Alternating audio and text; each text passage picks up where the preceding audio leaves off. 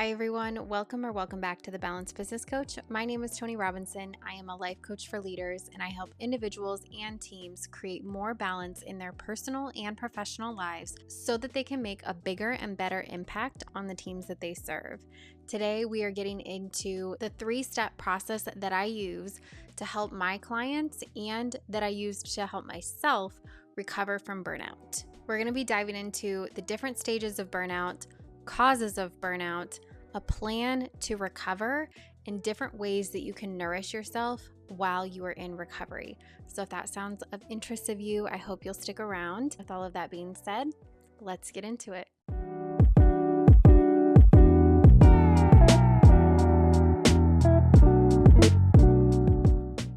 So there are technically 5 stages of burnout, but the first stage is not a stage. It's just that you feel normal. So I don't really count it when I'm talking about the stages of burnout. So we're going to cover the 4 stages of burnout today. The first one is regular stress. This is nothing you can't handle. You are empowered by your stress. It feels like an exciting challenge, and it's really just coming from maybe something being new, but it feels exciting and it feels like you can handle it.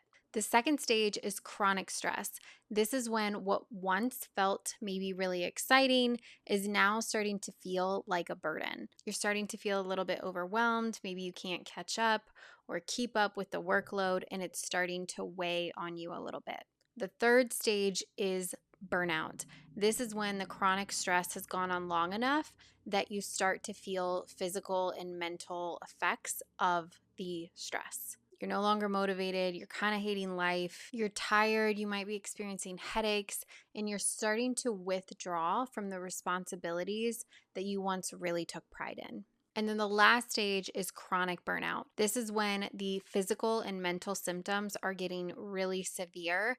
This is actually what ended me in the hospital when I was experiencing burnout. So be very careful not to allow yourself to get to this stage. And if you are in this stage, please make sure that you're taking the rest of this video very seriously and get yourself some help to get out of this burnout, because you do not want this to get far enough that you can't come back from it. Okay, so the whole reason you came here was, how do we get out of this? What is the process to recover from burnout? So it's a little process that I like to call A.M.I, A-M-I. And the first step is acknowledge the cause. A for acknowledge the cause. It's impossible for you to truly recover from your burnout if you don't acknowledge how you truly got there to begin with. Sometimes it can be self-inflicted, sometimes it's workplace related, sometimes it's a combination of the two. But you need to know exactly what is the underlying issue that is causing you to burn out. So one of the main ones that I talk about is people pleasing. This is when you really have no boundaries for yourself. You have probably a fear of failure. You are always seeking validation from other people, and it causes you to overwork because you need that validation from people so frequently. So if you do really well in the workplace, you're likely going to take on more work, and you'll have an issue saying no because of that people pleasing tendency. So with a people pleaser or perfectionist, you're definitely going to want to find a coach or a mentor or somebody who can really start to reprogram the subconscious beliefs that you have around your self-worth and your values. Because if you don't reprogram those beliefs, if you do not start to build your self-confidence and have more self-worth, then you're always going to be seeking that outward validation, and you're never going to be able to recover from burnout. No matter where you work, no matter what you do, you're always going to be doing so much for others so that you can get that validation. I also have an entire episode on people pleasing, so I'll link that down below in case that is sounding maybe a little bit too familiar for you. Another cause of burnout could be savior complex. This is when you have a desire to save people that make you feel like they need you. So this is also like a self-worth validation type of thing. It's just looking at it from another angle. Instead of feeling like a failure, you're more driven by being the hero, and you will likely sacrifice yourself so that you can help others or save others. I also have an entire video on this if you are feeling like that might be you too.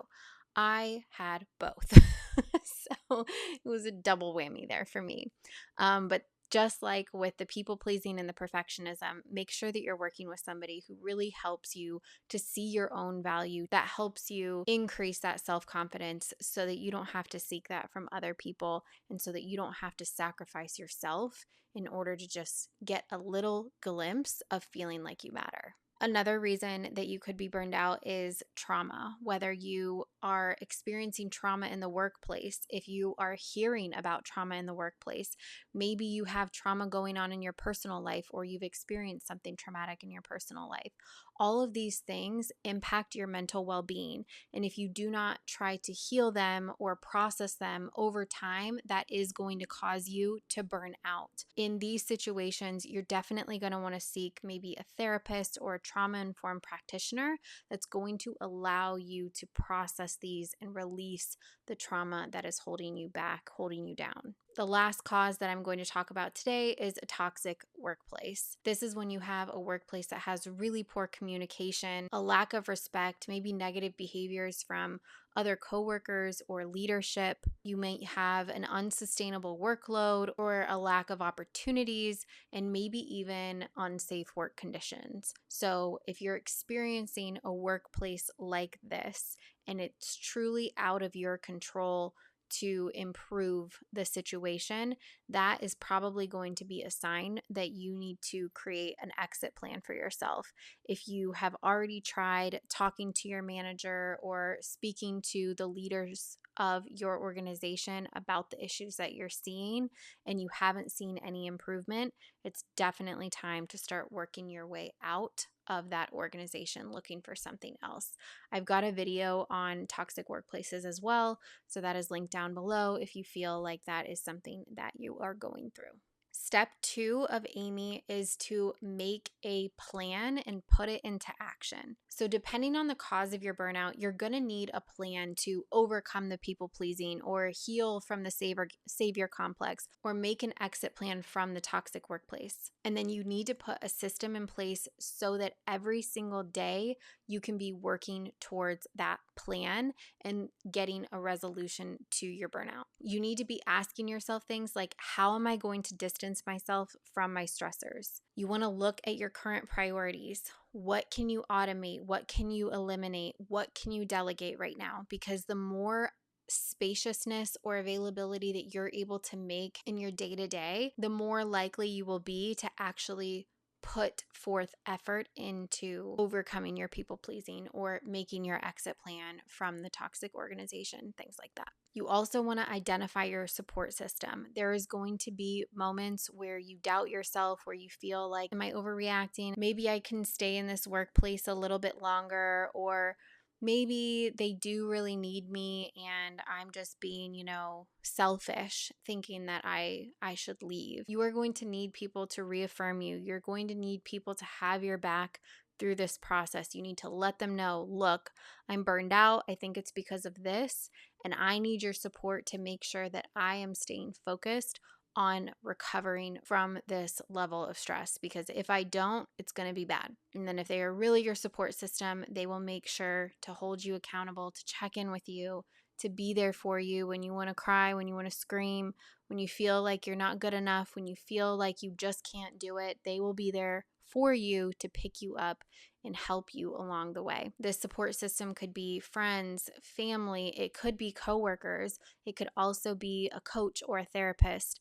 Those are all really amazing support systems. And then you want to have something that you can do every single day that is going to allow you to overcome the fear or the anxiety, the fear of failure, the anxiety that is caused just by going to work every single day. You want to have a practice that's going to help you release some of that through this process. If you struggle with people pleasing or a savior complex, you're going to want to start taking action to build your self-worth. So doing things like journaling, EFT, meditations, affirmations, all of this is going to be extremely, extremely helpful in building your self-confidence. I've got a really amazing tool. It's called the feelings box. And so when you're feeling anxious, when you're feeling doubtful, when you're feeling sad, when you're feeling angry, you can go into the feelings toolbox and select how you're feeling. And then it's going to give you the tools of how you can release that feeling. There are meditations, affirmations, EFT, there are workouts for every single feeling, and it's curated to each feeling. There's also a playlist that you can listen to when you're feeling that way. It's an incredible tool. It's linked down below. I recommend it to every single person. My clients also get it for free, and I use it almost every single day because of how beneficial it is to our nervous systems to keep us going and focused on where we're trying to get. And then also through this process, you may need to change up your routines or your habits. So reading the book Atomic Habits is like something I would recommend to every single human. I think it should be a required reading for humans. But having a way to start to change your routine, start to change your habits is also going to be really beneficial when you are making your action plan. So just to recap, for your plan, you're going to want to figure out how are you going to distance yourself from your stressors? What can you automate, delegate, eliminate? Who is your support system? And what practices do you need to overcome your fear, your anxiety, etc.? And then step 3 of A.M.I is to implement daily nourishment. While you are in the process of discovering what is burning you out, you're discovering that you are a people pleaser, you're discovering that there is this trauma that you're holding on to that is burning you out, you're discovering maybe your workplace is not so great for your mental health. As you start to uncover these things and as you start to dig deeper into yourself, you're going to have some feelings of overwhelm, doubt, fear. And so making time for yourself, some alone time, some self-nourishment time every single day is going to be key in keeping you focused on what is most important right now, and that is recovering from your burnout. So you can do physical, emotional, or behavioral nourishment. Physical could look like eating a healthy meal or drinking more water. It could also look like going on a hike, playing a musical instrument, or painting. Anything that is going to get you kind of out of your head and into the physical that makes you feel really good and happy. Some emotional nourishment that you could do is journaling, meditating, or a gratitude practice. A gratitude practice could look like once a day sitting down and writing 20 things that you're grateful for that day. Maybe it's small, maybe it's big, maybe it's the same thing every single day. But reminding yourself what you're grateful for is going to keep your mind in a really positive space, which you're going to need in order to be resilient as you fight this burnout. And then some behavioral things that you could do are limiting your screen time, going to bed a little bit earlier, getting better sleep, or something as simple as just taking your breaks at work or leaving work on time. Those are all going to really, really help you in the long run of recovering from your burnout. So to recap the full process, you're going to first want to acknowledge the cause. What is the reason you are burned out? What is the real reason you are burned out? Number 2, you're going to want to make a plan and you're going to want to put it into action every single day. And 3, you're going to want to implement daily nourishment. Give yourself the best chance at succeeding in overcoming burnout. So that is all I have for us today. I hope that was helpful to get you started on your burnout recovery journey. If you haven't already, I do have a free burnout training. It's also linked down below. This is really good for beginners who are maybe feeling like they're on the verge of burnout, or they really just want to get a head start on recovering from burnout and stress and learning the different ways of how they can do that. Learning the signs and symptoms, things like that are really beneficial for you to know what to look out for. It's also really helpful for you to know this if you are a leader.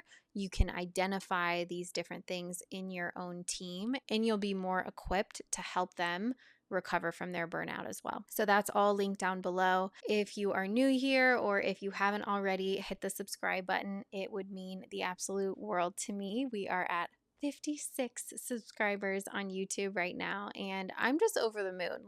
I know some of you are probably new and have never come into contact with my work before because there are always new people watching every single week, but I'm building this channel from scratch. And so getting to 56 subscribers has just been really amazing because this work means so much to me. When I was in the thick of my burnout, like I didn't even know that this was something that was possible. I didn't even know that there could be a coach or somebody out there to help me specifically with my burnout. I had no idea that my burnout wasn't just because I had a lot on my plate at work. I had no idea that it could be possibly because of people pleasing or possibly because I wanted to save everybody. I had no idea. And so my work is so important to me because I know that I needed someone like that when I was going through this. So if you are going through burnout, I just want you to know that you're not alone. I am here for you. If you want to book a free call with me, that information is also linked down below. I'm happy to help in whatever way that I can. But it's so important to me that we create employees and leaders who are able to then influence their employees to be fulfilled. I want every leader and every employee to feel like they have a purpose when they show up at work every day. I want them to feel like the work that they're doing matters, like showing up to work isn't just thrown away like in exchange for a paycheck. Because when we have meaning, we have fulfillment, or when we're able to balance the things in our personal life enough to where we don't feel like work is all we do and it's the totality of our life. We show up at work differently. We show up in life differently when we actually feel fulfilled in all of the areas of our life. So that's why I do what I do. And I hope you'll stick around for the ride. Please like and share this video if it was helpful for you. I appreciate it so, so much. I'm so glad you were here. And if you made it to the end of this video, I hope you have an amazing week. And until next time, take care.